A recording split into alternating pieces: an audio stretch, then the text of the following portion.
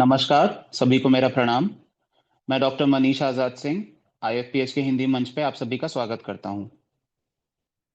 आज हमारी मीटिंग का 954वां दिन है और आज हमारे साथ जो महानुभाव जुड़े हैं ये हैं डॉक्टर रजनीश कुमार शर्मा जी। आईएफपीएच यानी international forum for promoting homeopathy का ये हिंदी मंच है जो 7:30 से 8:30 बजे तक के लिए चलेगा। आईएफपीएच की कोशिश बेसिकली ये होती है कि ज्यादा से ज्यादा डॉक्टर्स हमारे इस मंच से जुड़ सकें और अपने ज्ञान को हम सभी के साथ साझा कर सकें। आज हमारे साथ जो डॉक्टर जुड़े हैं ये डॉक्टर रजनीश कुमार शर्मा जी।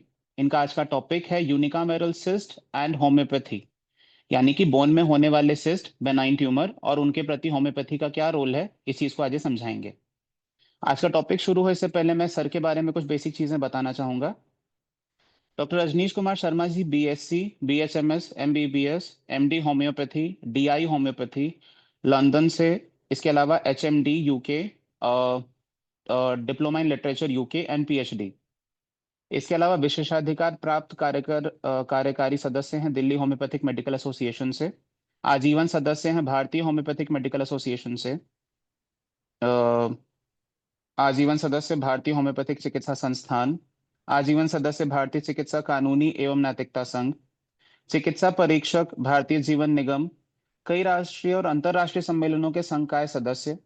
कई अंतर्राष्ट्रीय और राष्ट्रीय पुरस्कारों के प्राप्तकर्ता। कार्यकारी संपादक हनीमैन होम्योपैथिक संदेश, एक समकक्ष समीक्षित पत्रिका। अनेक शोध पत्रों, लेखों, केस प्रस्तुतियों और पुस्तकों के लेखक है। मुख्य प्रबंध निदेशक homeopathic cure and research institute, Vaibhav homeopathic pharma और स्पर्श मल्टी स्पेशलिटी हॉस्पिटल में। सर का आज का टॉपिक बहुत इंटरेस्टिंग है और मैं सर का आज के इस मंच पे स्वागत करता हूँ। सर प्लीज आप अपना आज का लेक्चर शुरू कीजिए और हमारा ज्ञानवर्धन कीजिए। Thank you very much. बहुत बहुत धन्यवाद आपको। आपने मुझे एक मौका दिया कि मैं इस संदर्भ में कुछ बोल सकूं। पहले मुझे कंफर्म कर दें कि मेरी आवाज़ आपको क्लियर पहुंच रही है या नहीं। जी सर क्लियर है। समय पहले ही 5 मिनट मेरे ख्याल से हमारे एक्स्ट्रा हो गए हैं, तो मैं तुरंत टॉपिक पर आऊँगा ताकि मैं उसमें खूब समय ले सकूं, जिससे कि मैं आपको उसके बारे में अधिक से अधिक बता सकूं। मैं अपनी पीपीटी शेयर करता हूँ। आज का जो टॉपिक है, जैसे अभी डॉक्टर साहब ने बताया कि यूनिकैमरल बोन सिस्ट, ये ऐसी सिस्ट होती हैं जिनके बारे में हम लोग बहुत कम पढ़ते हैं और ये बहुत ही कॉमनली पाई जाती हैं, क्योंकि ये सिलेबस में भी हमें कम पढ़ाई जाती हैं और एग्जाम में भी इनके ऊपर क्वेश्चंस बहुत कम आते हैं, रेयर आते हैं। तो हम अक्सर इन्हें इग्नोर कर देते हैं और हमारी टेक्स्ट बुक्स में भी इनके बारे में बहुत ही कम लिटरेचर में मिलता है, जिसकी वजह से हमें इसके बारे में नॉलेज बहुत कम रह जाती है। और ये ऐसी सिस्ट होती है जो प्रायः ग्रोइंग एज के जो बच्चे होते हैं, जो एडोलेसेंट्स होते हैं, जब ग्रोथ प्लेट जब तक काम कर रही होती है, ओपन होती है, जब तक डायाफाइसिस ओपन रहते हैं तब तक एक सिस्ट बन सकती है। एक बार डायाफाइसिस क्लोज हो गया, यानी बोन जब मेच्योर्ड हो जाती है, जब हमारा बच्चा बड़ा हो जाता है, स्केलेटल मेच्योरिटी आ जाती है, जब डायाफाइसिस क्लोज हो जाते हैं, फिर इस सिस्ट के बनने की प्रक्रिया खत्म हो जाती है और छोटी मोटी सिस्ट तो ऑटोमेटिकली भी खुद भी स्वतः भी खत्म हो जाती है। लेकिन चूंकि इसके बारे में हमें जानकारी नहीं होती, इसलिए हम इनको पढ़ते कम है, इनकी जानकारी कम हमें प्राप्त होती है। एलोपैथिक पैटर्न पे या दूसरी सर्जरी के पैटर्न पे अगर हम इनको देखें तो केवल हम सर्जिकल ट्रीटमेंट ही इनका जानते हैं। लेकिन होम्योपैथी में चूंकि हम होलिस्टिक अप्रोच रखते हैं, इसलिए इसका मिरेकुलस क्योर हमारे सामने अक्सर देखने को मिलता है। आपने भी कई सारे एक्सीडेंटली इस तरह के केस देखे होंगे और ठीक भी किए होंगे। आज मैं डिस्कस करूंगा यूनिकैमरल बोन सिस्ट का एक केस, जो एक 8 साल की बच्ची है, डार्क कॉम्प्लेक्शन वाली। मेरे एक एक वर्ड को आप बड़ा ध्यान से नोट करिएगा। 8 साल की फीमेल चाइल्ड है जिसका कॉम्प्लेक्शन डार्क है, एक पतली दुबली लड़की है, लीन थिन है, और उसको ये यूनिकैमरल सिस्ट डेवलप होते हैं कहाँ पर? टीबिया, फीमर और फिबुला, तीनों बोन्स में होते हैं। अक्सर ये मोटी बोन्स, लॉन्ग बोन्स होते हैं, उन्हीं में होते हैं, जैसे फीमर में हो गए, टीबिया में हो गए। लेकिन यहाँ फिबुला तक में उसके जो है यूनिकैमरल बोन सिस्ट हो गए थे, जिसकी वजह से उसको बहुत ज्यादा तकलीफ होती थी, जो मैं आगे डिस्कस करूंगा। तो होम्योपैथिक ट्रीटमेंट हुआ और उस समय के अंतराल पर जब ट्रीटमेंट चला तो उसकी सारी की सारी सिस्ट ये ऐसी गायब हुई कि इसके सीटी स्कैन में भी उनका कोई भी निशान देखने को नहीं मिला। तो इस केस को डिस्कस करने से पहले मैं आपको यूनिकैमरल बोन सिस्ट के बारे में भी कुछ जानकारी देना चाहूंगा। यूनिकैमरल बोन सिस्ट जो होती है एक बिनाइन सिस्ट होती है। बिनाइन और मेलिग्नेंट दो तरह की चीजें होती हैं, आपको सब पता ही है। जो मेलिग्नेंट होती है वो कैंसरस होती है, लेकिन बिनाइन हमारी इनोसेंट ट्यूमर्स होते हैं जो आगे हमें जानलेवा साबित अक्सर नहीं होते हैं। लेकिन अगर ये किसी ऐसी वाइटल जगह पर हो जाए तो ये जानलेवा भी हो सकते हैं, लेकिन क्योंकि बोन्स के अंदर है तो ये जानलेवा तो नहीं है, लेकिन ये क्या कर सकते हैं, पेन कर सकते हैं, बोन खराब कर सकते हैं, डिफॉर्म कर सकते हैं, बोन में फ्रैक्चर करा सकते हैं, और हो सकता है नॉन हीलिंग करा। तो ये ऐसी सिस्ट होती हैं जो इनके अंदर फ्लूइड भरा रहता है। फ्लूइड किस तरह का, सीरस फ्लूइड भी हो सकता है, क्लियर वाटरी फ्लूइड हो सकता है, मिक्स विद ब्लड हो सकता है, या प्योर ब्लड भी इसके अंदर भरा हुआ हो सकता है, क्योंकि बोन्स के मेडुला के अंदर ये सिस्ट होते हैं। अब ये मेडुलरी सिस्ट है चूंकि, तो इनके अंदर क्या होता है, वैस्कुलरिटी बहुत ज्यादा होती है, ब्लड सर्कुलेशन बहुत ज्यादा बोन मैरो के अंदर है, तो क्या होता है, बहुत ज्यादा वैस्कुलरिटी की वजह से ये ग्रो भी कर जाती हैं और बोन को डैमेज भी करती हैं। इनको सिंपल बोन सिस्ट भी बोल सकते हैं, जो कि बच्चे में होती है, इसलिए जुवेनाइल बोन सिस्ट भी बोल सकते हैं। जाफी और लिंचेस्टीन ने इसको 1942 में डिस्कवर कर लिया था। अब वैसे अगर देखें तो 1942 में डिस्कवरी का मतलब होता है कि जब एक्सरे की डिस्कवरी हो गई और बहुत अच्छी क्वालिटी के एक्सरे फिल्म्स हमारे सामने आने लगे, तभी हम इसकी डिस्कवरी कर पाए, वरना हमारे पास कोई ऐसा साधन नहीं था एक्सरे की डिस्कवरी से पहले कि हम इन सिस्ट को देख पाते या समझ पाते। कब पता चलता था, जब हम इस सिस्ट को कभी कोई पेशेंट की अगर मान लीजिए ऑटोप्सी जब होती थी या पोस्टमार्टम करते थे, तब हमें इस तरह के कभी लीजन्स देखने को मिलते थे, जिनको हम डिस्क्राइब करते हैं आज, जो ममीज में देखने को मिले थे कुछ लोगों के, अभी जो आपने देखा होगा इजिप्शियन ममीज वगैरह। क्या हम अपने टॉपिक पर आते हैं। ये मैंने जैसे अभी बताया सिंपल सिस्ट है, कई बार सॉलिटरी होती है, सिंगल होती है, कई बार मल्टीपल भी हो सकती है, बिनाइन होती है, फ्लूइड फिल्ड होती है, और समय के साथ साथ इनमें एक सबसे बड़ी प्रॉब्लम होती है, समय के साथ साथ ही बढ़ती है। अब एक बोन है, बोन के अंदर एक सिस्ट बन गई, अब वो सिस्ट बढ़ रही तो क्या होगा, बोन पतली होने लगेगी, क्यों, बोन का मैक्सिमम हिस्सा सिस्ट लेने लगेगी, तो क्या होगा, थिनिंग ऑफ दी बोन। अब बोन जब पतली होगी तो बोन कमजोर हो जाएगी, पेन करेगी, और बोन वहां से फ्रैक्चर हो सकता है, पैथोलॉजिकल फ्रैक्चर, स्वतः ही वहां से बोन स्ट्रेस पड़ती टूट सकती है। मेटाफाइजियल एरिया में चूंकि होती है, लॉन्ग बोन्स में होती है, क्यों, जब फाइसेस ओपन होते हैं तब, ये ग्रोइंग एज की बीमारी है, तो जब ओपन फाइसेस है तब ये डेवलप होगी, और जैसे जैसे फाइसेस बंद होने लगते हैं, स्केलेटल मैच्योरिटी आती है, बोन का बनना बंद हो जाता है, और कई बार रिग्रेस भी कर जाते हैं।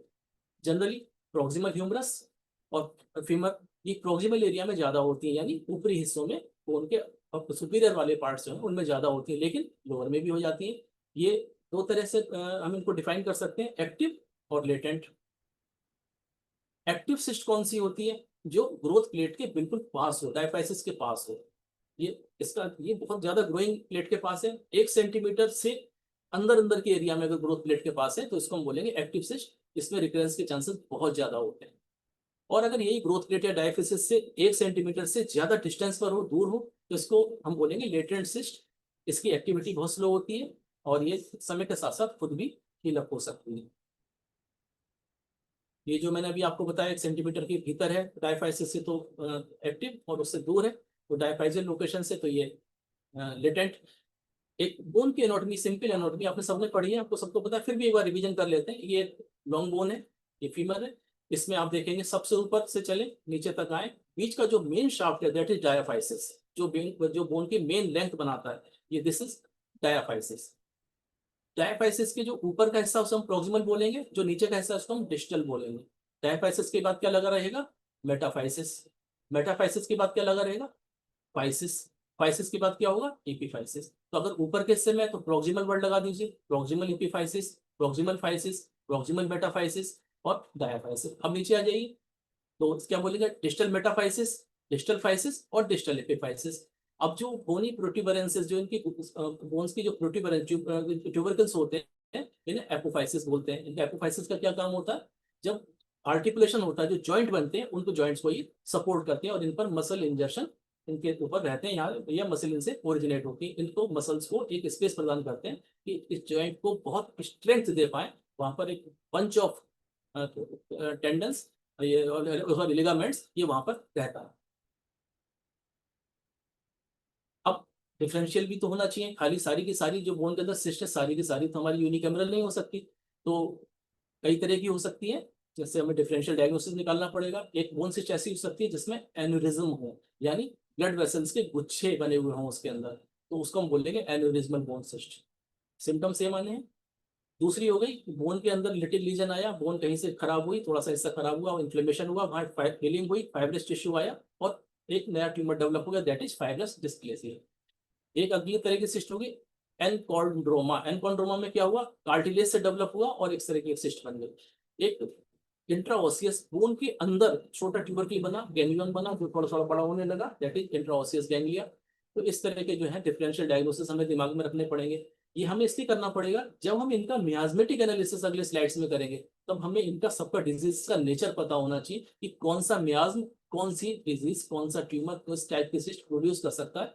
उसी मियाज्मेटिक एनालिसिस के बेस पर हमारी कॉन्स्टिट्यूशनल एनालिसिस बदल जाएगी और हमारा रेमेडियल एनालिसिस भी बदलेगा और हमारी रेमेडीज चेंज हो जाएगी।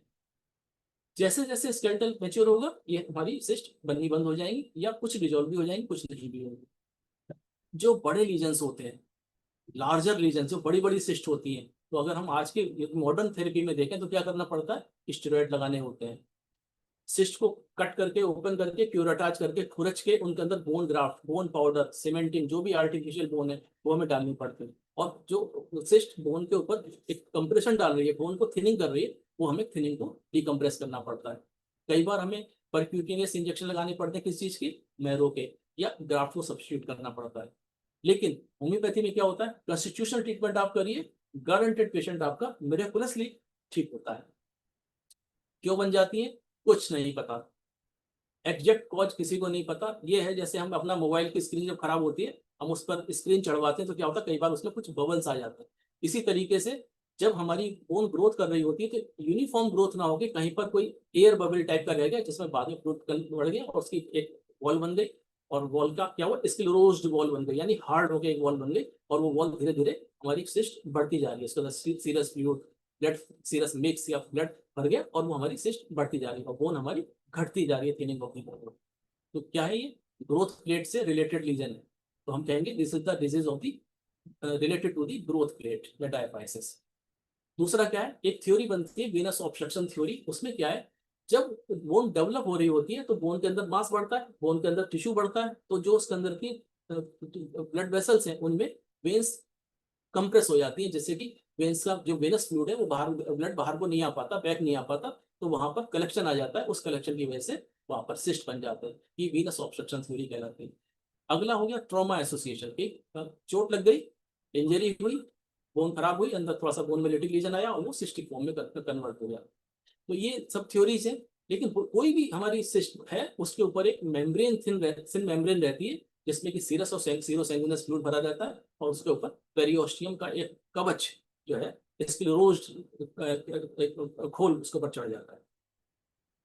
अब कैसे पता लगाएंगे, बच्चा हमारा स्कूल गया, शाम को घर आया, पैर में दर्द हो रहा है या हाथ में दर्द हो रहा है, वो ठीक ही नहीं हो रहा, हम पेन किलर दे रहे हैं, ठीक हो जा रहा है, कल को फिर हो जा रहा है।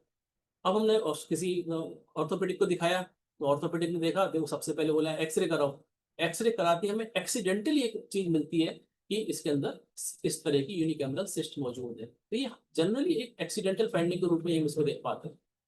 प्लेन एक्सरे में कैसे दिखेगी, सेंट्रली लोकेटेड, जैसे बोन है तो बोन के किनारे नहीं होती, बोन का जैसे एपिफाइस है बोन के बिल्कुल सेंटर में ही पड़ी होगी। जो दूसरे ट्यूमर से, मैं भी डिफरेंशियल डायग्नोसिस के डायग्राम भी दिखाऊंगा, समझाऊंगा अभी कि कौन सी सिस्ट किनारे होती है, कौन सी बीच में होती है, कौन सी ऊपर, कौन सी नीचे, कौन सी गोल, कौन सी टेढ़ी मेढ़ी होती है, किस तरह की होती है, मैं भी बताऊंगा। इसके ऊपर एक स्क्लेरोटिक रिंग यानी चमकीला दिखाई देगा, व्हाइट कलर का, शार्प व्हाइट, वैसे इसका खून दिखाई देगा। लेकिन इसमें एक यूनिकैमरल सिस्ट में एक सबसे बड़ी बात है, इसमें पेरियोस्टियम की रिएक्शन नहीं मिलेगी। पेरियोस्टियल रिएक्शन क्या होती है, पेरियोस्टियम वहां पर अपनी हाइपर वास्कुलरिटी के साथ साथ अपना स्क्लेरोज एरिया दिखाता है एक्सरे के अंदर, कि थोड़ा व्हाइटिश ज्यादा शार्प दिखाई देगा और उसके आसपास इन्फ्लेमेटरी रीजन दिखाई देगा। तो दैट इज पेरियोस्टियल रिएक्शन, क्योंकि इसमें इन्फ्लेमेशन नहीं कर रहा होता वहां पर, इसलिए इसमें पेरियोस्टियल रिएक्शन नहीं मिलेगी। लेकिन अगर इसमें फ्रैक्चर हो गया तो पेरियोस्टियल रिएक्शन मिलेगी। एक दूसरा साइन इसमें मिलता है फॉलन फ्रेगमेंट साइन, जैसे कोई बोन का पीस टूट के गिरा हो, जैसे फॉलन फ्रेगमेंट साइन, ये एक्सरे में दिखाई देगा। दूसरा एमआरआई, और ज्यादा बेटर देखना है तो हाइपो इंटेंस दिखाई देंगी सिस्ट अगर T1 इमेज है, और हाइपर इंटेंस दिखाई देंगी अगर T2 इमेज है।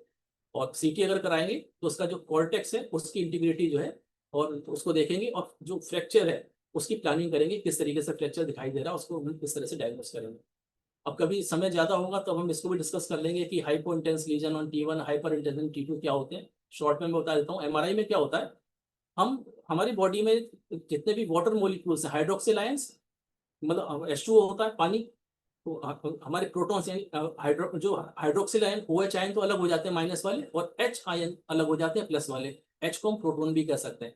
तो जो प्रोटॉन्स हैं और जो हाइड्रोक्सिल आयंस है ये बेजार शेप में घूम रहे होते हैं, कुछ कहीं कुछ कहीं कुछ, पूरी बॉडी में इस तरीके से, कोई कहीं घूम रहा होता है कोई कहीं घूम रहा होता है, सबके रोटेशंस, सबके रिवॉल्यूशन अलग अलग टाइप के हो रहे होते हैं, रोटेशन अलग अलग डायरेक्शन में होता है।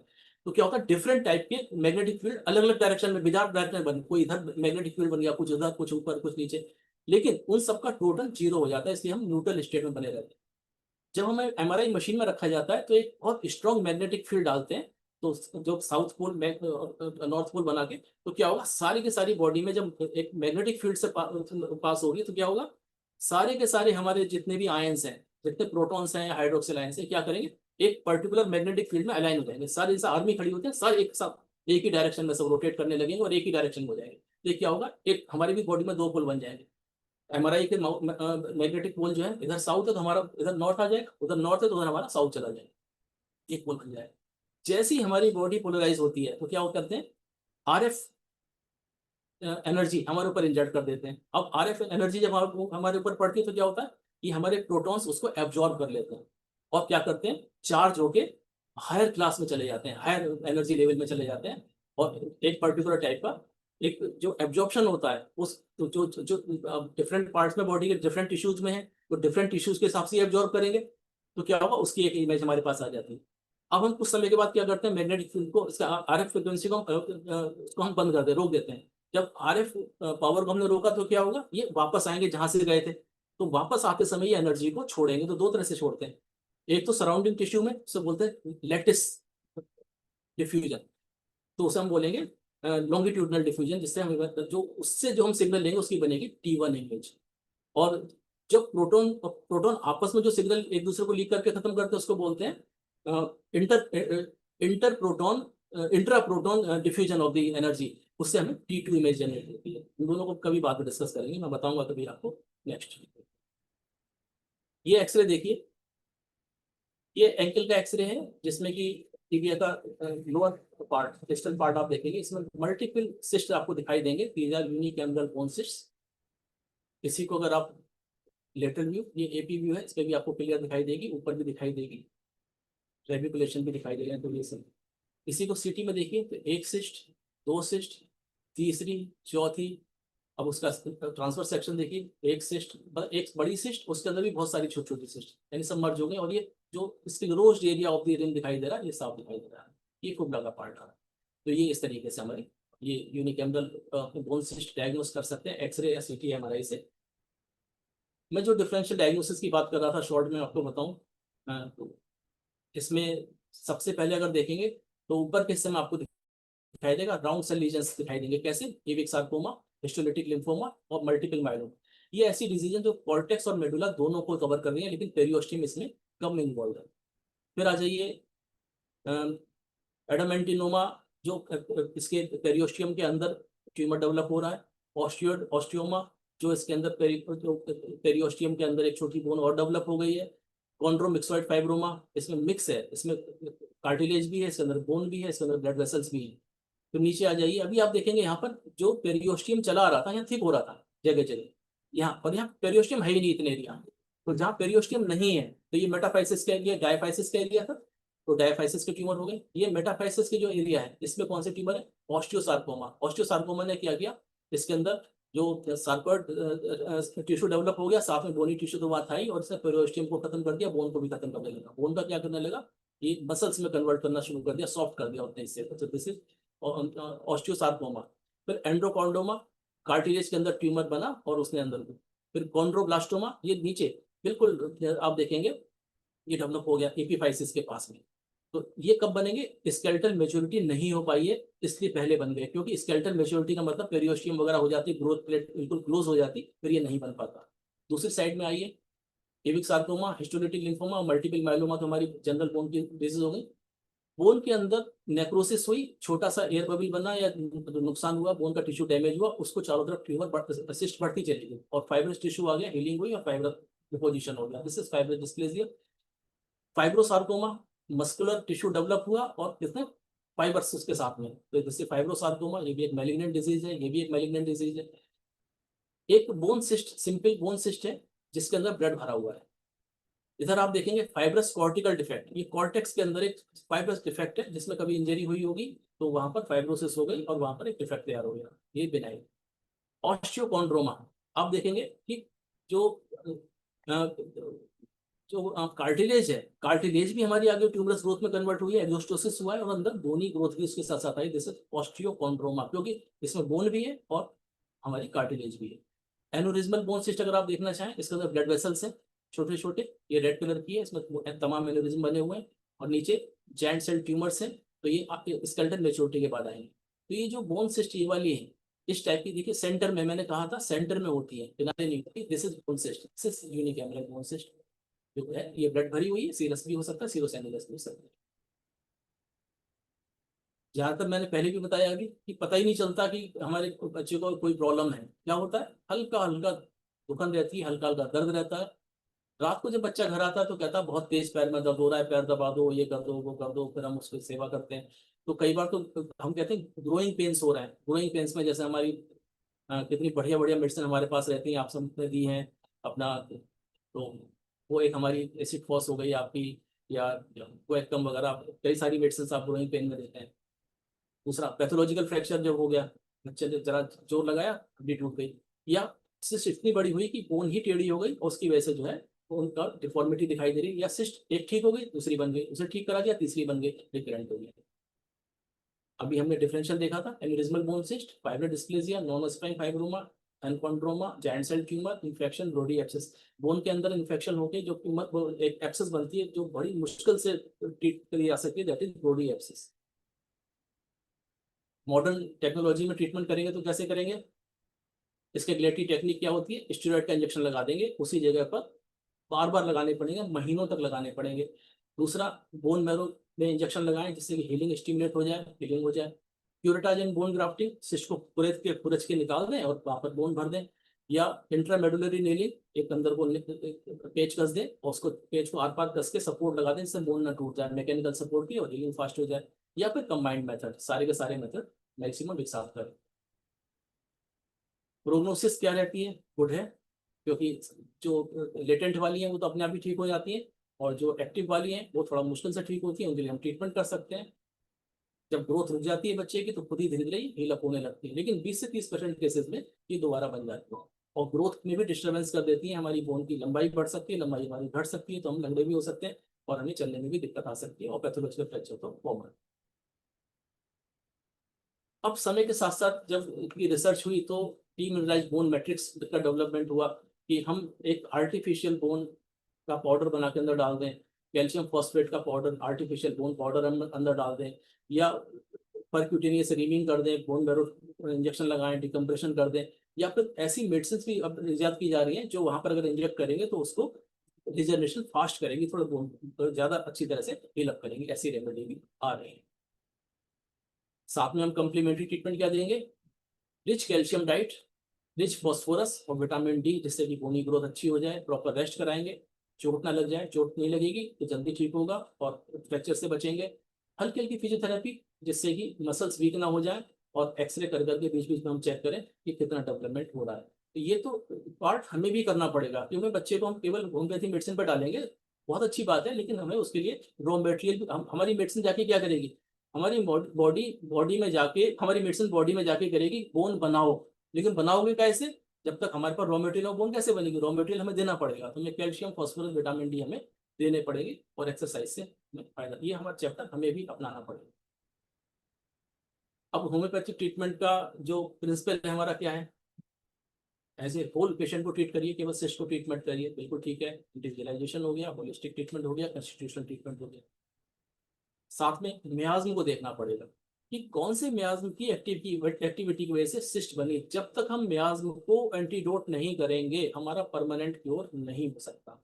तो हमें देखना पड़ेगा कौन सा मियाज्म एक्टिव है, एंटी मियाज्मेटिक ट्रीटमेंट देंगे, और साथ में क्लिनिकल सिमिलरिटी के बेस पर हम मेडिसिन आगे लिखेंगे। अभी केस भी डिस्कस करेंगे, लेकिन थोड़ा सा बेसिक मैंने सोचा पहले डिस्कस कर दूँ।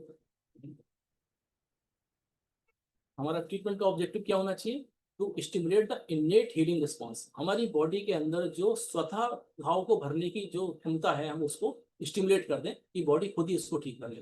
दूसरा, ये दोबारा ना हो। तीसरा, सर्जरी, हम सर्जरी से अपने पेशेंट को बचा सकें। क्योंकि सर्जरी में क्या होगा, उसको इंजरीज होंगी, फिर ऑपरेट होगा, एनेस्थीसिया भी जाएगा, फिर एंटीबायोटिक भी खाएगा, बहुत सारी उसको प्रॉब्लम देखनी पड़ेगी और रिफरेंस हो ही सकती। अब थोड़ा म्याज पर डिस्कस कर लें। सिंपल बोन सिस्ट एक बिनाइन सिस्ट है, अब तक मैं रिवाइज करा रहा हूँ, फ्लूइड है, प्रॉक्सिमल ह्यूमरस या फीमर, अब यहाँ तक हमने फिबुला में भी मिल गई, तो ये चिल्ड्रन और एडोलसेंट की बीमारी है, और इसमें जो है धीरे धीरे ऑसिफिकेशन के बाद ही बननी बंद हो जाती है, और फेलियर ऑफ प्रॉपर ऑसिफिकेशन की वजह से सिस्ट बनती है, एयर बबल टाइप का अंदर आ गया। तो पहला मियास्म आता है इसके लिए सोरा। कैसे? Initial phase of dysfunction without gross anatomical distortion. सबसे पहले उसने सोरा ने डिस्टर्बेंस डाला कि यहाँ पर सिस्ट बनने, बीज बो दिया उसने। फिर क्या हुआ पता ही नहीं चलता। कब पता चलेगा? जब फ्रैक्चर हो जाएगा तब पता चलेगा कि सोरा ने ऐसी सिस्ट बनाई थी जो बहुत ऐसी सिस्ट थी जो अपनी जगह बन गई, और उसने आसपास कोई बहुत ज्यादा सिम्टम्स हमें नहीं दिए। तो क्या होगा? Healing potential is good, post surgery responding resolution is in some. तो कैसे? जो सोरिक सिस्ट बनेगी वो जल्दी ठीक कर सकते हैं, उसकी कॉम्प्लिकेशंस कम है क्योंकि उसमें तो अभी कॉम्प्लेक्स मियाज्म नहीं आए, तो क्या होगा? ये जल्दी हील अप हो जाते हैं। तो क्या लेकिन सोरा के सिम्टम मिलेंगे कैसे? बोन मेटाबॉलिज्म में वीकनेस रहेगी, न्यूट्रिशनल वीकनेस रहेगी, एंडोक्राइनल ग्रोथ रेट में प्रॉब्लम्स होंगी, ग्रोथ फेज कैल्शियम की डिमांड बढ़ जाएगी, तो वो हमें कैल्शियम डेफिशिएंसी के सिम्टम मिलेंगे, ये सोरा के सिम्टम हमें मिलेंगे। साथ में क्या होगा? जब सोरिक सिस्टम कैसे ढूंढेंगे? एक्सरे करेंगे तो हमें एक्सीडेंटली में मिल जाएगा। सिम्टम कैसे होंगे? थकान, सिस्ट के आसपास दर्द हो रहा है, स्किन में थोड़ी एलर्जीज मिल सकती है, इचिंग मिल सकती है, और फंक्शनल डिस्टर्बेंस हमें मिलेगा। सारा डिस्ट्रक्शन के मुकाबले में फंक्शनल डिस्टर्बेंस ज्यादा मिलेंगे। एक छोटी सी सिस्ट बहुत ज्यादा तंग कर रही होगी, ये मान के आप चलिए, तो दिस इज सोरा। अब साइकोसिस का अगर आप देखना चाहें तो कैसे? क्रॉनिक प्रोलिफरेशन होगा, यानी ओवर प्रोडक्शन होगा, तो कोई चीज ज्यादा बनती जा रही है, दैट इज साइकोसिस। तो क्या होगा? Over production of retention pathology, अंदर जो फ्लूइड है वो बढ़ता जा रहा है, उसकी जो कैविटी है वो बढ़ती जा रही है, ऊपर की जो सिस्ट की वॉल है वो बढ़ती जा रही है, स्क्लेरोसिस होती जा रही है। तो ये तो क्या हो गया? अंदर फ्लूइड आ गया, ब्लड आ गया, रिटेंशन शुरू हो गई, तो ये जो है सिस्ट बढ़ेगी तो बोन को तो कमजोर करेगी, बोन को पतला कर देगी, बोन की थिनिंग हो जाएगी, फ्रैक्चर के चांसेस बढ़ा देगी, सिम्टम बढ़ा देगी। तो क्रॉनिक लो ग्रेड इन्फ्लेमेशन होगा, हल्का हल्का इन्फ्लेमेशन, स्वेलिंग चलती रहेगी, इन्फ्लेमेशन चलता रहेगा, और क्या होगा? जो एब्जॉर्प्शन की प्रोसेस होती है इन्फ्लेमेशन के बाद वो नहीं हो पाएगी, जिससे कि वहां पर बड़ी सी सिस्ट तैयार हो जाएगी, और ये सिस्ट मल्टीपल हो जाएंगी, एक की जगह दो, दो से चार, इस तरह से बढ़ जाएंगे, यानी साइकोटिक सिम्टम आपको दिखाई देने लगेगा। और ये रिकरेंस भी इनकी बढ़ जाएगी, सर्जरी के बाद भी दोबारा बनेंगी, और बोनी ट्रेबिकुले, जगह जगह बोन में ट्रेबिकल्स बढ़ जाएंगे, सिस्ट की वॉल थिक हो जाएगी, बहुत ज्यादा, बहुत मजबूत हो जाएगी, और साथ में क्या मिल सकता है? वार्ड्स की, गोनोरिया की, सेपरेट डिस्चार्जेस की फैमिली हिस्ट्री मिल सकती है, इससे हम साइकोटिक सिस्ट को कंफर्म कर सकते हैं। एक्सरे से भी हम बता सकते हैं कि सोरिक सिस्ट है या साइकोटिक सिस्ट है, और हम हिस्ट्री से भी बता सकते हैं, दोनों से हमें देखना आ जाएगा। ट्यूबरकुलोसिस में हम क्या देखेंगे? इसमें डिस्ट्रक्शन भी होगा और रिपेयर भी होगी, दोनों एक साथ होंगे। तो डिस्ट्रक्शन हुआ, रैपिड टिश्यू डिग्रेडेशन हुआ, और बहुत तेजी से डिस्ट्रक्शन के बाद बहुत तेजी से इसकी हीलिंग हो गई, तो क्या होगा? बहुत तेजी से सिस्ट बढ़नी शुरू हो जाएगी, और क्या करेगी? पैथोलॉजिकल फ्रैक्चर बहुत जल्दी कर देगी, जल्दी से जल्दी हड्डी टूटने की कोशिश करेगी। और इसमें बाकी जो टीबी के सिम्टम है, लो वेट, नैरो चेस्ट, माल न्यूट्रिशन, हड्डियों की कमजोरी, भूख कम लगाना, नाइट में पसीना, ये सिम्टम हमारे या फैमिली हिस्ट्री ऑफ ट्यूबरकुलोसिस हमें देखने को मिल सकता है। अब कैसे बच्चे होंगे देखने में? पतले, एस्थेनिक चाइल्ड होगा, कमजोर चाइल्ड होगा, जिसकी हड्डियां कमजोर हैं, मल्टीपल फ्रैक्चर की हिस्ट्री भी मिल सकती है, टीबी की हिस्ट्री मिल सकती है, चाहे वो इंटेस्टाइनल ट्यूबरकुलोसिस हो, पल्मोनरी हो, स्केलेटल हो, या कहीं की भी हो, और डिजीज बहुत तेजी से बढ़ेगी, और सेकेंडरी इन्फेक्शन भी सिस्ट के अंदर हो सकता है, जिससे कि वहां पर कोई अपॉर्चुनिटिक इन्फेक्शन, बैक्टीरिया या कोई अंदर जाके, पैरासाइट जाके या फंगस जाके उसको कॉम्प्लेक्स, उसकी और ज्यादा उसमें कॉम्प्लिकेशंस कर सकता है। तो ये ट्यूबरकुलर मियाज्म का ट्रेंड है कि चीज को कॉम्प्लिकेट करे। क्या मिलेगा? डीप डिस्ट्रक्शंस होंगे, नेक्रोसिस हो जाएगी, और चेंजेस रिवर्सिबल नहीं होंगे, दिक्कत हो जाएगी, और सिस्ट डिजेनरेट होगी, और क्या होगा? कभी ना कभी रेयरली उसमें मेलिग्नेंसी भी आ सकती है। तो इसको हम अब डिफ्रेंशिएट करेंगे कैसे? एन्यूरिज्मल बोन सिस्ट, इस्नोफिलिक ग्रेनुलोमा, और दूसरे बोन ट्यूमर्स जो अभी हमने पहले डिस्कस किए थे इमेज के साथ। तो ये रेयर है, लेकिन ये करके तो सिफिलिटिक मियाज्मा हमारा अभी ट्यूबरकुलर जैसे हमने देखा, उसके बाद हम जस्ट सिफिलिटिक पे आ गए, तो नेक्रोसिस जहाँ हुई सिफिलिटिक मियाज्म की, उसने इरिवर्सिबल चेंजेस कर दिए। ट्यूबरक्लोसिस तक आप देखेंगे रिवर्सिबल था, लेकिन फिर भी काफी कॉम्प्लिकेटेड था, लेकिन जैसे ही हम सिफिलिस तक पहुंचे उसने तो बिल्कुल ही नाश लगा दिया। क्या करा? सिस्ट को भी डिजेनरेट कर दिया। पहले सिस्ट बनी, सिस्ट, अब सिस्ट का डिजेनरेशन होने के बाद क्या हुआ, तो ब्लास्ट ही हुआ ना, फिर तो पूरी बोन ही खराब हो गई, धीरे धीरे वहां पर मेलिग्नेंसी स्टार्ट करा दी। क्या क्या होगा, नेक्रोसिस, बोन कोलैप्स, बोन खत्म हो जाएगी, खराब हो जाएगी, खत्म हो जाएगी, डिफॉर्म हो जाएगी, नॉन हीलिंग सिस्ट बन जाएंगी, अल्सर्स बन जाएंगे, और इन्फेक्शन आ जाएंगे जैसे हमारे ट्यूबरकुलोसिस में आते हैं, डेंटल डिफेक्ट्स मिलेंगे, कंजेनिटल बोन डिफॉर्मिटीज, ये सब हमें सिफिलिस के सिम्टम बच्चे में देखने को मिल जाएंगे। ये डिफरेंशिएशन टेबल सोरा को अगर देखेंगे तो फंक्शनल नॉन डिस्ट्रक्टिव नेचर के साथ धीरे धीरे माइल्डली चलेगा, और थिन कॉर्टेक्स वाली सेंट्रली लोकेटेड सिस्ट बनाएगा, और साथ में मिलेगा एलर्जी और फटीग बच्चे। साइकोसिस में अगर देखेंगे तो रिटेंशन और प्रोलिफरेशन वाली सिस्ट बनाएगा, जो बनी रहेगी, बार बार बनेगी, देर तक रहेगी, ये आगे चलती रहेगी, और बोन को एक्सपेंड कर देगा, ट्रेबिकुलर में चेंजेस ला देगा, बोन को थिनिंग कर देगा, और हिस्ट्री काय की मिल जाएगी, वॉर्ड सेपरेट डिस्चार्जेस के साथ में भी हो सकता है।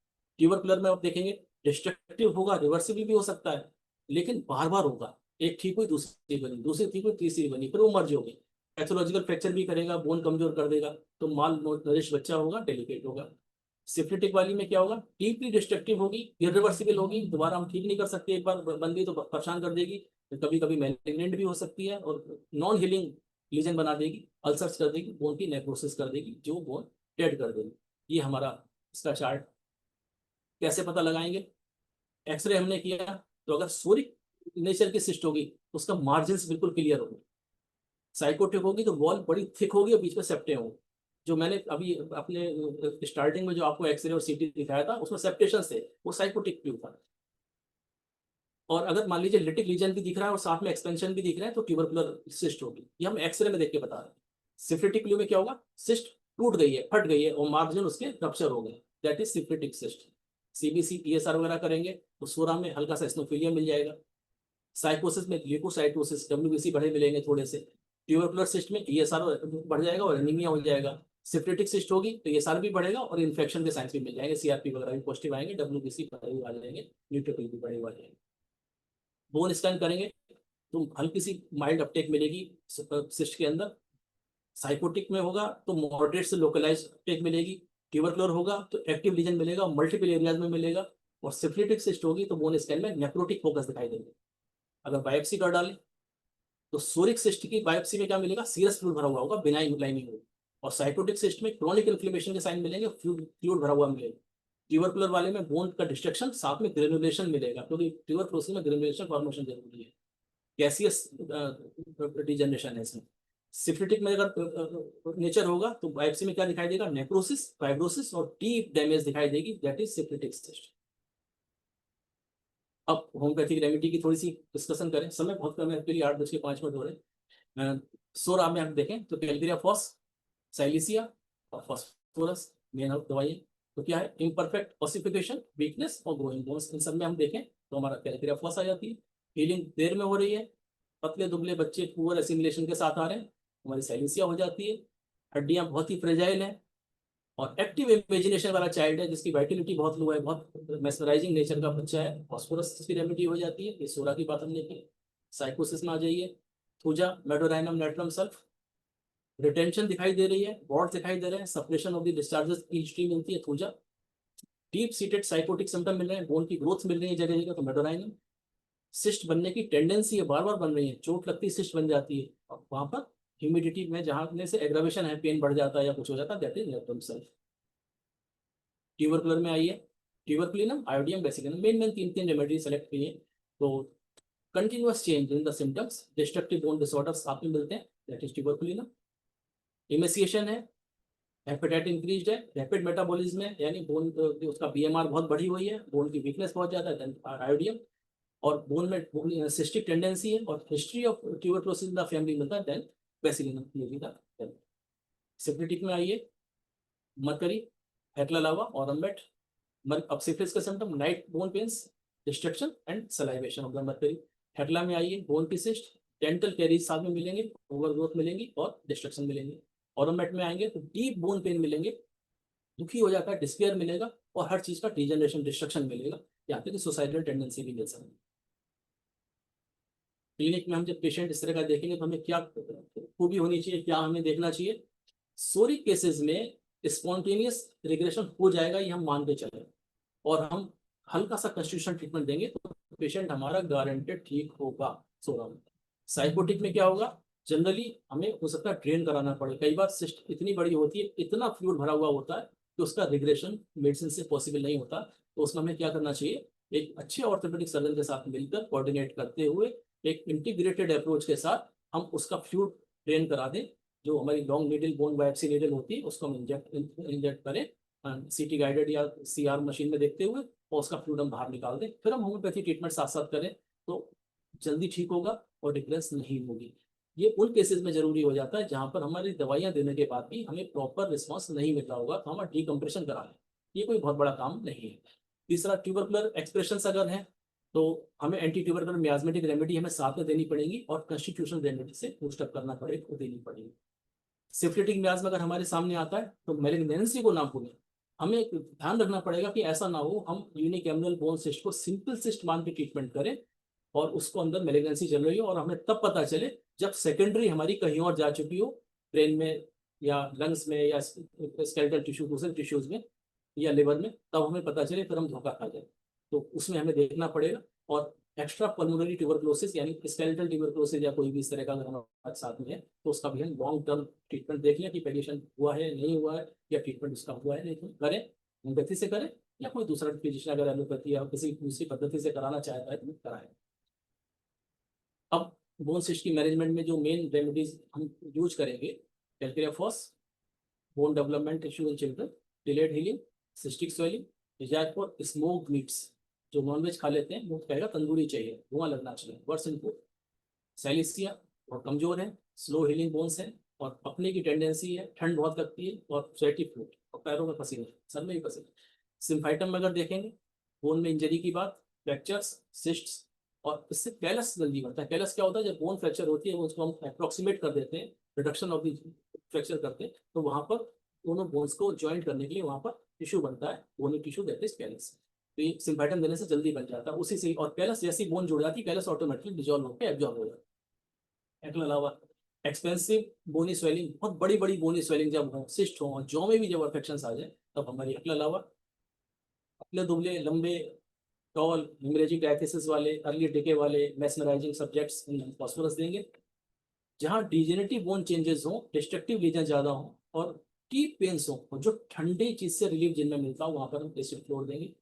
और जहाँ पर सिस्ट बहुत हार्ड हो, हड्डी बढ़ गई है, बोनी एल्डोस्ट्रोसिस यानी बाहर को प्रोट्यूबरेंस बढ़ गया है और क्रैक्ड ब्रिटल बोन्स हैं, ऐसी हड्डियां कमजोर चटक जा रही, चटक हम हड्डी तो देख नहीं सकते, चटकी कैसे देख सकते हैं, दांत देख सकते हैं, दूसरा नाखून देख सकते हैं, तीसरा जब हम एक्सरे कराते हैं उनके अंदर हमें hair line, multiple hair line fractures, pathological fracture साथ में दिखाई दे तो हम कैलकेरिया फ्लोर दे सकते हैं। अब केस की अगर मैं बात करूं तो एक मैंने शुरू में आपको बताया था स्टार्टिंग करने से पहले कि जब केस को मैं डिस्कस कर रहा था आपसे कि ये एक ऐसा केस है जिसमें कि शुरू से ही मैं जो वर्ड बोला था उसको आप ध्यान रखिए। 8 साल का बच्चा, फीमेल चाइल्ड, जिसका कॉम्प्लेक्शन डार्क है, ये बहुत नोट करने की चीज है, जो पतला दुबला है, लीन थिन है, क्या होता है उसके recurrent pains in lower limbs night में। अब बच्चा स्कूल चला जाता है, रात को जब घर लौट के आता है तो रात उसके पैरों में दर्द होता है। आमतौर पर हम क्या मान के चलते हैं, ग्रोइंग पेन्स है, ग्रोइंग पेन्स में मतलब कोएक्टम और ये सब दवाइयाँ सिल्फॉस वगैरह देके या कैल्कुलास देके हम उसको ट्रीट करते हैं, नो डाउट से सिम्टोमेटिक रिलीफ मिल जाता है और पेशेंट को रिलीफ हो गया, हम भी सो गए, वो भी सो गया, लेकिन अगले दिन आया 2 दिन बाद फिर उसको फिर वही पेन हुआ। अब जब रिकरेंट पेन होता है तो हम क्या करते हैं, सप्लीमेंट शुरू कर देते हैं। हम क्या करते हैं, कैल्शियम दे दिया, विटामिन डी जो आजकल चल रहा है हमने वो दे लिया। अब थोड़ा रिलीफ हुआ, फिर पेन हो गया, फिर ठीक नहीं हुआ, अब चलता है, पेशेंट जल्दी थक जा रहा है, तो हमने क्या किया, अब हमने एक्सरे करा लिया। जैसे एक्सरे कराया तो होश उड़ जाते हैं, अरे यहाँ तो सिस्ट पड़ी हुई है, ये तो फ्रैक्चर हो जाता है। फिर हम कहते हैं बच्चे को सपोर्ट लगाओ, इसको जो है ज़्यादा दौड़ाओ नहीं, इसको स्ट्रेस नहीं पड़नी चाहिए, चोट नहीं लगनी चाहिए, वरना इसका फ्रैक्चर का खतरा है। तो इस चीज़ को हमें पहले डायग्नोस करने के लिए आजकल तो मेडिको लीगली भी बहुत ज़्यादा प्रॉब्लम्स है।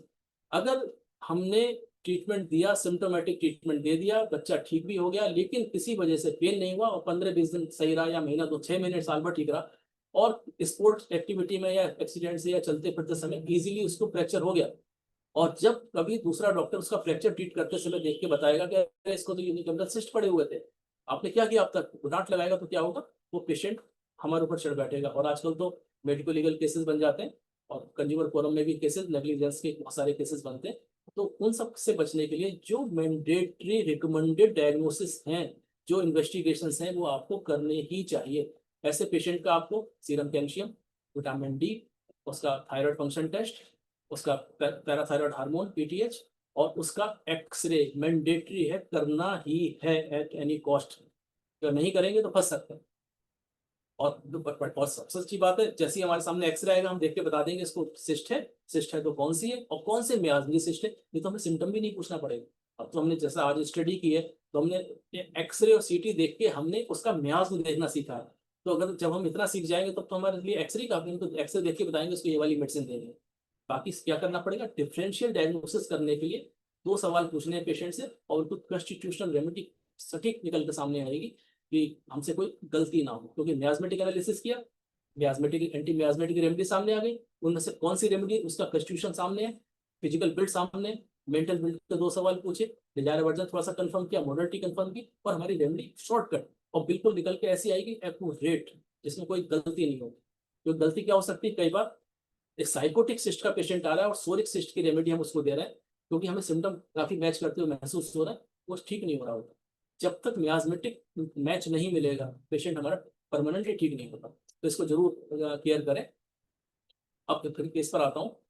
ये पेन उसके कब बढ़ जाते थे, जब वो बच्चा दौड़ता था, खेलता था, या ज्यादा चलना पड़ जाता था, ज्यादा खड़ा रह जाता था, तो उसका दर्द होता था। अब एक सिम्टम बहुत स्ट्रॉन्ग नोट करने लायक, pains were of stitching nature. Pain कैसे थे, जैसे कोई टाके लगा रहा है, सुई चुभ गई। ये एक हमें रूब्रिक और मिला, डार्क कॉम्प्लेक्शन था, लीन थिन था, साथ में स्टिचिंग नेचर के पेन थे जो कि नाइट में होते थे और आफ्टर एग्जर्शन बढ़ जाते थे। ये सिम्टम हमारे तैयार होते जा रहे थे। बच्चे को क्या था, फैट बहुत पसंद था। She craved for fat foods and indigestible things. उसे क्या क्या पसंद था, ज्यादा चिकनाई पसंद थी, साथ में मिट्टी, चौक, रेत खा जाती थी। बचपन से दीवार खुरच के खोखली कर दी, सारा प्लास्टर खा दिया था उसने। ये एक इंपॉर्टेंट सिम्टम हमारे सामने। She had strong aversion to cheese. Cheese तो पसंद ही नहीं था, सामने आते ही वॉमिटिंग शुरू कर देती। क्यों, अगर खिला दिया जबरदस्ती तो क्या होगा, पेट खराब हो जाता था और उल्टी होना, लूज मोशन शुरू हो जाते थे। और अगर उसको दूध पिला दिया, दूध के बाद भी उसकी यही हालत होती है। डेयरी प्रोडक्ट के नाम पे तो उसको बहुत ही परेशानी होती है। ये भी एक रूप भी तुम्हारा तैयार हो गया। She could not bear cold weather as it affected her badly and lead to catch cold disease. जरा भी सर्दी हुई तो इतनी तेज सर्दी पकड़ लेती थी कि उसकी हालत खराब, बुखार भी और जुकाम भी और हालत खराब, बिल्कुल, और बिल्कुल मरियल बच्चा, मतलब ऐसा हो जाता था। तो अब चिली पेशेंट आ गया, टेंडेंसी कोल्ड इजिली भी मिल गया। और एक सिम्टम क्या मिला, पतले लोगों को गुस्सा ज्यादा आता है, जैसे बोलते हैं, तो she was having violent anger. इतना गुस्सा करती थी कि जो मिला तोड़ दिया बस, फिर उसे आगे पीछे नहीं देखना। तो एक बार उसने क्या किया, अपनी बेस्ट फ्रेंड से जो उसकी क्लास की थी, उससे इतनी लड़ाई करी कि हमेशा के लिए उससे दुश्मनी कर ली। और उसके बाद घर आके, ये भी बहुत इंपॉर्टेंट सिम्टम बता रहा हूँ, अपनी बेस्ट फ्रेंड से उसने लड़ाई की वायलेंट एंगर की वजह से, और घर आकर कई दिनों तक रोती रही और दुखी रही कि मैंने ऐसा क्यों किया। और उसे इतनी दुखी रही, इतना परेशान रही। ये भी एक रूब्रिक बनेगा। उसकी मम्मी के एब्डोमिनल ट्यूबरक्लोसिस की हिस्ट्री थी, ये हमें हिस्ट्री में मिला। एक्सीडेंटली डायग्नोसिस की एक्सरे कराया तो पता लगा, और एक्सरे किसने कराया, एम्स ने कराया। एम्स ऋषिकेश वालों को दिखाने गए थे, उन्होंने उनका एक्सरे कराया तो यूनिक एमरल बोन सिस्ट डेवलप हुई। तो वो दिखी एक्सरे के अंदर। कब की बात है, 4/7/2018 को। और विटामिन डी और कैल्शियम सप्लीमेंट एम्स ऋषिकेश के डॉक्टर्स ने बच्चे को दिया। ये ऋषिकेश का पेशेंट है। धीरे धीरे जब रिव्यू करा गया अगले समय के बाद, यानी लगभग 5 साढ़े 5 महीने के बाद, जब उसका फिर से स्कैन किया गया, तो साइज जो था बहुत ज्यादा बढ़ गया था 6 महीने के अंदर। एम्स ऋषिकेश वाले सरप्राइज हो गए थे कि हम इतना सप्लीमेंट दे रहे हैं, उसके बाद भी सिस्ट का साइज बढ़ता क्यों जा रहा है, सिस्ट मल्टीपल से। तो अब जब एम्स में उन्होंने एलोपैथिक करा लिया, फिर उन्होंने लोकल थोड़ा सा ट्राई किया, तो उसकी ठीक लगभग 8 कुछ महीने बाद मेरे पास ये लौट के आते हैं। तो 7-8 महीने के बाद तो होम्योपैथिक ट्रीटमेंट इनका स्टार्ट हुआ। तो सारे सिम्टम जैसे मैंने अभी डिस्कस किए, सारे सिम्टम इनसे लिए। और उस समय के बाद लगभग 3.5 साल लग गए इस बच्चे को ठीक होने में। 3.5 साल के ट्रीटमेंट से इसके बॉडी में एक भी सिस्ट का एविडेंस नहीं बचा, और उसके सीटी स्कैन में एक भी सिस्ट दिखाई नहीं। ये मैं आपको डिस्कस करूंगा। कॉन्स्टिट्यूशनल एनालिसिस किया गया, रिपर्टी सॉफ्टवेयर राडार यूज किया गया, सिमिलम रेमेडी निकाली, और उसके बाद जो है फैमिली हिस्ट्री के बेस पर सबसे पहले anti miasmatic remedy tuberculinum, no doubt. फिर उसको कॉन्स्टिट्यूशन रेमेडी कैसे दी गई, क्योंकि बिल्कुल कॉन्स्टिट्यूशन थी, हाई पोटेंसी में दी गई और लॉन्ग इंटरवल्स में दी गई, बीच में प्लेसबो के पेशेंट को रखा गया। पहली डोज एंटी मियाजमेटिक रेमेडी जो मैंने बताई मदर की एब्डोमिनल ट्यूबरकुलोसिस के बेस पर दी। फिर कॉन्स्टिट्यूशन रेमेडी इसकी निकाली, जो सिमिलम रेमेडी इसके निकल के आई, जो मेंटल और फिजिकल जर्नल्स के बेस पर थी, प्योर क्लासिकल केस टेकिंग के साथ, क्योंकि मेंटल और फिजिकल जनरल पूरे के पूरे एग्जैक्टली कवर्ड हो रहे थे, तो हायर पोटेंसी सिलेक्ट की। पोटेंसी का सिलेक्शन भी हल्का सा डिस्कस कर लें। जब भी हम कॉन्स्टिट्यूशनल ट्रीटमेंट करते हैं तो हमें हाई पोटेंसी और लॉन्ग रिपीटिशन के बारे में हमें सोचना चाहिए कि कॉन्स्टिट्यूशनल रेमेडी एक बार हाई पोटेंसी देख दी, फिर हमें वेट करना चाहिए एक्शन का कि एग्रावेशन होगा या क्योर होगा या क्या होगा। एग्रावेशन लिमिट में है तो हमें वेट करना चाहिए, एग्रावेशन अगर जरूरत से ज्यादा हो रहा है तो हमें पार्शियली सिमिलर रेमेडी देके उसको थोड़ा एंटीडोट करके मैनेज कर लेना चाहिए, ताकि पेशेंट हमारा हमसे नाराज होकर कहीं और ना चला जाए। सेकंड प्रिस्क्रिप्शन जिसको बोलते हैं। अगर यही कॉन्स्टिट्यूशनल ट्रीटमेंट में ऐसी रेमेडी की जरूरत पड़ती है जो उसके पूरे फुल्ली कॉन्स्टिट्यूशनल नहीं है, उसके डिजीज ओरिएंटेड सिम्टम हमें मिल रहा है या ऑर्गन वाइज स्पेसिफिक मिलती है। सपोज थायराइड का पेशेंट आता है, हाइपरथायराइडिज्म हाइपोथायराइडिज्म का पेशेंट आता है, तो अब पिट्यूटरी से है या थायराइड से है, हमें देखना। अगर पिट्यूटरी से है तो थोड़ा हाई पोटेंसी में चले जाए, क्योंकि मास्टर ऑफ एंडोक्राइन ऑर्केस्ट्रा है। थायराइड में है तो प्रधानमंत्री हुए, वो राष्ट्रपति थी पिट्यूटरी, तो हमें क्या थोड़ा सा लो पोटेंसी में आ जाओ। यही अगर पेंक्रियास पर की वजह से कोई डेवलप हो रहा है तो हम क्या करेंगे, और लो में चले जाएंगे, थोड़ा सा और नीचे आ जाएंगे। और यही हमारा एड्रिनल ग्लैंड वगैरह हो गए, तो ये हमारे एक्यूट ग्लैंड्स हैं जो सडन काम करते हैं, सडन छोड़ देती हैं, तो हमारे तो बिल्कुल एक्यूट रेमेडी में हम ट्रीटमेंट करेंगे। एड्रिनल ग्लैंड के ऊपर कौन सी रेमेडी एक्शन करेगी, जो एक्यूट रेमेडी, क्योंकि एड्रिनल का क्या काम है, एक्यूट, सडन हुआ गाय, सडन हुआ गाय, तो क्या करेंगे, बेलाडोना एकोनाइट स्टाइल, जो short acting remedy quick remedies है उनमें हम काम करेंगे। तो हमें ग्लैंड का भी तो फंक्शनली सिमिलर भी तो देखना पड़ेगा।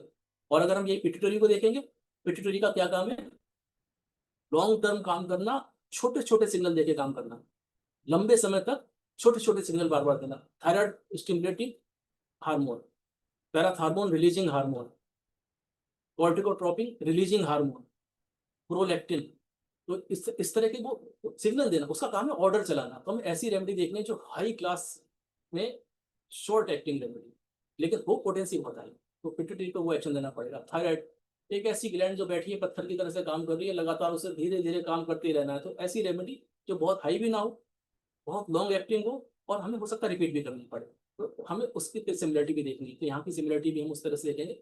जब कॉन्स्टिट्यूशनल ट्रीटमेंट की बात आई तो हमने उसका मेंटल फिजिकल लिया और एग्जैक्टली सिमिलर रेमेडी मिली, इसलिए हमने उसे हाई पोटेंसी भी दिया। और हाई पोटेंसी दिया तो क्योंकि बोन पर एक्शन लेना है, 4 दिन में तो आएगा नहीं, तो हम रिपीटिशन बहुत दिनों बाद करेंगे, क्योंकि हमें उसका एक्शन देखने में कम से कम 1-2 महीने 3 महीने चाहिए कि बोन पर क्या एक्शन उसने दिया। और हम बार बार एक्सरे भी नहीं करा सकते, तो इसके साइड इफेक्ट्स हमें झेलने पड़ेंगे, एक्सरे से हम उसे कैंसर थोड़ी करेंगे। तो ये पोटेंसी हमें हाई मिल गई। तो देख the case was completely cured with in 3.5 years, 3-3.5 साल के बाद ये केस ठीक हुआ। और उसका जो टेम्परामेंट था बच्चे का, सरप्राइजिंगली जो इतना वायलेंट एंगर वाली बच्ची थी, वो वायलेंट एंगर गायब हो गया, और बच्चा इतना बिल्कुल माइल्ड जेंटल पल्सा टिल्ला से भी बिल्कुल शानदार हुआ। अब आप देखिए इसमें जो एक्सरे आपको लगे दिखेंगे, ये बच्ची, इसके यूनिक एम्बल सिस्ट यहाँ पर दिखाई दे रहे हैं, इधर भी दिखाई दे रहे हैं, ये मल्टीपल दिखाई दे रहे हैं, देखिए ये भी इधर दिख रहे हैं।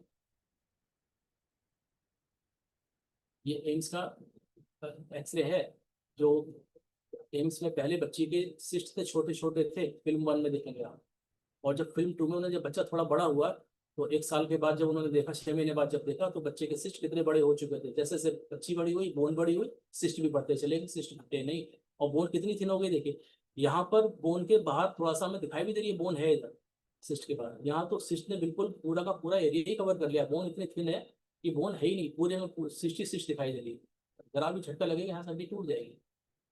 अब होम्योपैथी में जब इसके बाद इसी कंडीशन में ये दिख रहा है, तो ये हम आते हैं। और होम्योपैथी के बाद जब हम फिल्म 4 देखिए, ये 3.5 साल बाद का एक्सरे, एक भी सिस्ट नहीं है, और बोन का फॉर्मेशन देखिए, कहीं एक ये निशान भी नहीं मिल रहा कि बोन के अंदर कभी कोई ट्यूमर रहा होगा। ये नॉन सर्जिकल ट्रीटमेंट, ये आप देखेंगे इसमें बच्चे का नाम भी नीचे लिखा हुआ आ रहा है, एम्स ऋषिकेश भी लिखा हुआ आ रहा है, डेट भी आ रही है। और यहाँ देखें अंबिका डायग्नोस्टिक सेंटर काशीपुर, ये इसके अंदर डेट भी मिलेगी, बच्चे का नाम भी मिलेगा, बच्चे की एज भी आपको 3.5 साल ज्यादा दिखाई देगी। केस एनालिसिस करें। Violent anger, anguish after loss of friendship, desires indigestible things, milk aggravates, tendency to take food, aversion cheese. ये मैं इंग्लिश में से कर रहा हूँ, तो रिपोर्ट इंग्लिश में पढ़नी पड़ेगी। Desire fat, mother had cox abdomen, coaches abdomen mother को था, nightly limb pains, lean thin build and dark complexion. इतने रूब्रिक हमने बच्चे के 11 रूब्रिक ले लिए, रिपर्टाइज कर दिया, रडार में डाला, सारे सिम्टम 11 के 11। Anger violent, anguish friend from losing his lean pupil, fat desire, cheese aversion, milk aggravate, lime slate pencil earth chalk clay desire, cold taking a tendency, complexion dark, leg pain night, family history of pupils। वही 11 symptom जो हमने वहां लिखे थे, वही symptom हमने रिपर्टी में search करके डाले। Remedy is nitric acid, ignatia, sulphur, टेंगिलिया, अलग चौके शामिल है। ट्यूबरकुलोसिस बाद में आया 7वें नंबर पे, लेकिन एंटी मियास्मेटिक है तो शायद अपने देनी पड़ती। सबसे पहले मदर की एब्डोमेनल ट्यूबरकुलोसिस को देखते हुए कि tubercular nature of this cyst था, तो उसको हमने 1 ml ट्यूबरकुलिन की एक डोज दी। 1 हफ्ते तक कोई दवाई नहीं दी। 1 हफ्ते बाद पेशेंट को देखा तो पेशेंट को थोड़ा सा चेंजेस दिखाई दिए, लेकिन पेन काफ़ी था। और हमने सोचा कि मियास्मेटिक ट्रीटमेंट हो गया, जिसको कॉन्स्टिट्यूशन पर आ जाते हैं। एसिड नाइट्रिक 1 ml की एक डोज 1 महीने में एक बार, और रोज रात में एक डोज पिले से, यानी 1 महीने में एक डोज। 3 साल तक सेम ट्रीटमेंट चलाया, हर महीने एक एसिड नाइट्रिक 1 ml की खुराक पिलाई गई है, और एक खुराक रोज रात को प्लेसिबो की। 3 साल 4 महीने बाद पेशेंट को बीच बीच में देखते रहे, तो एक डोज 1 ml की ट्यूबरकुलिन फिर से दी गई। 42 डोज एसिड नाइट्रिक, मतलब ट्यूबरकुलिन 1 ml की एक डोज दी गई कुल पूरे कोर्स में, और 42 डोजेज एसिड नाइट्रिक 1 ml की लग गई मेरेकल होने के लिए 3.5 साल के भीतर, और कंप्लीट क्योर हो गया एंटी मियास्मेटिक और कॉन्स्टिट्यूशनल ट्रीटमेंट के साथ। और ये इस तरह का ट्रीटमेंट था जो शायद सर्जरी में हम उतना सक्सेसफुल नहीं हो पाते जितना होम्योपैथी में हो गए। इस पेशेंट के इतने एक्सरे हुए जो एम्स में लगातार कराए गए। देखिए 1 2 3, ये सीक्वेंस में नहीं लगे हुए हैं, ये रैंडम लगे हुए हैं। मैंने ऐसी उनकी प्रैक्टिस बना ली थी कि भाई कितने सारे एक्सरे करा दिए उन्होंने, जब जाओ वो एक्सरे कर देते, तमाम एक्सरे एक्सरे दुनिया भर के बार बार। और लास्ट एक्सरे जो हमने कराया दैट इज ये, तो इसमें जो है बिल्कुल भी सिस्ट का कोई एविडेंस आपको नहीं मिलेगा। बाकी सब में आपको सिस्ट की जो है दर्शन जगह ये देख लीजिए, जगह जगह ये देख लीजिए, जगह जगह सिस्ट आपको देखने को मिलेगी। इस तरह से इन्होंने, और बॉडी का ये देखिए, इधर भी देखिए, इसमें तो मल्टीपल सिस्ट थी, एक ये देखिए। मतलब इतनी सिस्ट तो मैंने जीवन में कभी और किसी बच्चे का नहीं देखी थी, लेकिन ये बच्चा हमारा मिरेकलसली ठीक हुआ। और इसमें जो मैंने डाटा पढ़ा उनको मैं थैंक्स बोलता हूँ। इसमें एलिनसिस्टीन की बोन सिस्ट की सिंपल एन्यूरिज्मा सिस्ट का आर्टिकल पढ़ा। स्केबिलिटी एट ऑल की मैंने क्लिनिकल ऑर्थोपेडिक पढ़ी, जिसके लिए मैं उनका थैंक यू बोलता हूँ। और मेडिस्केप से मैंने ट्रॉमा के बारे में हमने काफ़ी कुछ पढ़ा, और उससे मैंने सारा डेटा तैयार किया। और थैंक यू फॉर लिसनिंग में, बहुत पेशेंस के साथ आपने सुना। कोई भी क्वेरी हो आप please. Thank you very much sir. काफ़ी फ्रूटफुल सेशन था, काफ़ी कुछ जानने को मिला, काफ़ी कुछ समझने को मिला। एंड ऑब्वियसली जैसे आपने नाइट्रिक एसिड और ट्यूबरकुलिनम का जो ग्राउंड बताया, जिस बेसिस पे आपने चूज किया, वो बहुत अच्छा था। बेसिकली हमें सारा पर्सपेक्टिव अलग अलग समझने को मिला। जैसे सबसे पहले डिजीज, हमें शुरू से पता था कि डिजीज का टॉपिक क्या होने वाला है, तो सबसे पहले एक उसका अच्छा खासा इंट्रोडक्शन, उसके बाद फिर केस टेकिंग किस तरीके से की गई, तो केस का पूरा इंट्रोडक्शन, उसका एक बैकग्राउंड कैसा हो सकता है, फिर लास्टली कि किस बेसिस पे हमने रूब्रिक ले क्या क्या सिम्टम कंसिडर किया, फिर मेडिसिन क्या दिया, एंड लास्ट में उसका फॉलोअप। तो वो काफी कुछ सीखने को मिला कि ठीक है, इस तरीके से केस को आगे आगे करके हम डिवाइड कर सकते हैं विद पार्ट्स। तो और कॉन्ग्रेचुलेशन कि मतलब काफी अच्छा रिजल्ट रहा। एक तो मतलब जनरली मतलब इतने समय तक पेशेंट अगर टिके और रहे, तो फिर ऑब्वियसली ये जो मिरेकल आप बता रहे देखने को मिलते हैं, तो दैट इज अगेन आपका counselling and your treatment, so congratulations. Okay हमारे थैंक पास एक हैंड रेज हुआ है। राम प्रवेश सर कुछ बोलना चाह रहे हैं। सर अनम्यूट करें अपने आप को। Thank you, thank you Manoj ji. Rajnish ji sir. नहीं नहीं, आपको थैंक यू और कॉन्ग्रेचुलेशन दे रहे हैं डॉक्टर रजनीश जी को। बहुत बहुत बधाई हो, और बहुत अच्छा आपने समझाए। यह सुनकर हमको मन प्रसन्न हो गया कि आप जो एक तो बीएचए में सही और प्लस एमबीबीएस हैं, तो अच्छा है। थेराप्यूटिक बहुत अच्छा है आपका।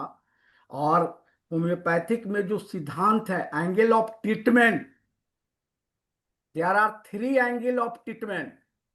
सिम्टोलॉजिकल angle only for treat the acute disease, miasmatical angle. Without miasmatical angle, not cure the disease. And pathological angle, very difficult angle. तो आपने ये तीनों चीज को कवर किए, कॉन्स्टिट्यूशनल ट्रीटमेंट दिए और मियाजमेटिक ट्रीटमेंट दिए। और बहुत से तो डॉक्टर कहते हैं कि पहले मियाजमेटिक ट्रीटमेंट नहीं देना है, हम भी देते हैं। हम जहां भी देखते हैं कि शोरा मियाज में साइकोटिक है, सिप्लिटिक है, ओवर ग्रोथ है तो साइकोटिक है, डिस्ट्रक्शन जो है वह जो है सिप्लिटिक है, तो हम मियाज पर दवा रेमेडी जो आती है उसके मुताबिक हम जो है, जैसे आपने जो वायलेंट एंगर का बहुत अच्छा रूल बताए, तो बहुत अच्छा लगा। बहुत बहुत धन्यवाद सर, बहुत बढ़िया आपका जो ट्रीटमेंट बहुत बढ़िया लगा। और सिस्ट पर, बोन सिस्ट पर, वास्तविक में बोन सिस्ट का होम्योपैथिक में ठहरता नहीं है, वह एलोपैथिक में ऑपरेशन में फलना में तिलना में करते करते समय बीत जाता है, लेकिन वास्तविकता में बोन के आधार पर यदि होम्योपैथिक में आए तो ऐसी ऐसी रेमेडी है कि बहुत अच्छा काम करता है। तो बहुत बहुत धन्यवाद सर। ठीक है, बहुत धन्यवाद। Thank you sir, thank you very much. किसी और को कोई सवाल पूछना है या कोई डाउट है, कुछ बोलना चाहते हैं सर से? क्या किसी और को कुछ पूछना है सर से? कोई बात नहीं, तब मैं टाइम का थोड़ा सा और सदुपयोग करवा लेता हूँ। सर जैसे बोन सिस्ट की आपने बात की, वैसे क्या मतलब कोई और जैसे बोन कैंसर के केसेस होंगे या कुछ और है जिसमें आप कोई बता सकते हैं कि ऐसा एक एक्सपीरियंस रहा? क्योंकि हमारे पास 3 मिनट है तो मैं चाहूंगा कि आप कुछ ऐसे जल्दी से हमारे साथ शेयर कर दें। बिल्कुल मैं करूंगा। अभी जैसे इसमें भी मैंने डिस्कस किया था स्लाइड्स के भीतर कि जैसे ही हमारा मियाज सिफिलिटिक मियाज में एक्टिवेट होता है, जैसे सोरा तो सबसे पहले आ गया, फिर हम कभी जंप नहीं होता एक्चुअली, ये सबसे पहले देख के चलिए। सोरा एक्टिव हुआ, उसने एक सिस्ट बनाई, ठीक है, सिंपल से। अब उस सिस्ट के ऊपर सोरा ने एक सॉइल तो बो दी, बीज तो गया, अंकुर आ गया। अब उसके ऊपर कौन सा म्याज में जाके बैठ जाएगा? अब सपोज वहां सिफिलिटिक म्याज बैठ गया, तो सोरा सिफिलिस अलग अलग भी चल सकते हैं, अलग अलग चलेंगे तो दिक्कत ज्यादा करेंगे। मर्ज हो गए तो ट्यूबरकुलर हो गया। ट्यूबरकुलर होने से क्या किया उसने, वहां पर डिजेनरेशन किया और ग्रेनुलोमा फॉर्मेशन किया, और वहां पर जो है करके एक worse form of the cyst तैयार कर दिया, जो रिकरेंट भी होगी, मल्टीपल सेप्टेड भी होगी, जैसे मैंने डिस्कस किया था। वहां पर आपको कैसिएशन भी मिलेगा, सब कुछ मिलेगा। लेकिन अगर सिफिलिस पैरेलल रन कर रहा है, मर्ज नहीं हो रहा उसके अंदर, तो क्या करेगा? सोरा अपना बना रहा है, सिफिलिस उसको खराब कर रहा है। अब उसने फिर कुछ किया, उसने रिपेयर किया, उसने फिर खराब कर दिया, तो ओवरग्रोथ तो नहीं हो रही, लेकिन क्या हुआ? डिस्ट्रक्शन और कंस्ट्रक्शन दोनों साथ चलते, इतना वेस्ट मटेरियल इकट्ठा कर देगा, एक पहाड़ खड़ा कर देगा। अब क्या होगा? जब इकट्ठा होना शुरू, अब साइकोसिस एक्टिवेट होगा, जैसी एक्युमुलेशन का। अब साइकोसिस ने उसको और पुश कर दिया, तो इतना फास्ट डिजेनरेशन, रिपेयर, ओवरग्रोथ, ये सारे इतनी तेजी से होंगे, वो हो जाएगा मैलिग्नेंट हो गया, जो मैंने अभी डिस्कस भी किया था। तो ये मैलिग्नेंट ट्यूमर्स की ये है कि तीनों म्याज धीरे धीरे करके, पहले सोरा आएगा, फिर सिफिलिस आएगा, फिर साइकोसिस आ जाएगा, और फिर सिफिलिस उसको ऊपर से आ जाएगा, उसको फिर डिजेनरेट करेगा, उसके अंदर अल्सरेशन पैदा कर देगा। तो क्या होगा? तीनों म्याज मिलके कैंसरस म्याज का रचना करेंगे, जो एक मैलिग्नेंसी करेगा। और बाद में सोरा जब एक्टिव होगा, तो उसके बाद सोरा पहले एक्टिव हुआ, लास्ट में वहां से सोरा एक सेल छुटाया, उसको लेके चला गया दूसरे एरिया में, मेटास्टेसिस कर दिया। अब सोरा ने अपना काम कर दिया सर कि भाई सॉरी यहाँ टू नहीं रहने दूंगा, मैं तो इंटरप्ट, फैला दूंगा।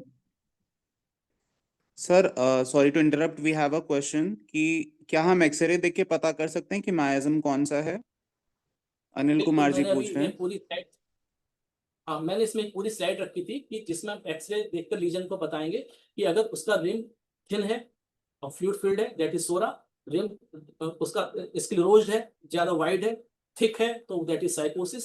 मल्टीसेप्टेटेड है तो दैट इज ट्यूबरकुलर, गैस उसके साथ में डिजेनरेशन के साथ में। और अगर सिस्ट रप्चर्ड है, साइड से हमारा इरेगुलर मार्जिन है, दैट इज सिफिलिटिक। और अगर सारे मार्जिन हमारे इरेगुलर हैं या डिफॉर्म्ड है, दैट इज मैलिग्नेंट, तो कैंसरस म्याज। इस तरह से हम इसको म्याज को एनालाइज कर सकते हैं। ठीक है, thank you very much sir. आज का सेशन बहुत फ्रूटफुल था, काफी कुछ सीखने को मिला, काफी कुछ समझने को मिला। आप इसी तरीके से IFPS पे आते रहिए और हम जैसे यंग डॉक्टर्स का ऐसे ही मतलब मार्गदर्शन करते रहिए। इसी के साथ हिंदी सेशन समाप्त होता है। Thank you very much Rajni sir, आप हमारे साथ आए, आप जुड़े और हमें काफी चीजें सीखने को मिली। Now the time is for the English session. I request the moderator of the English session to please take over.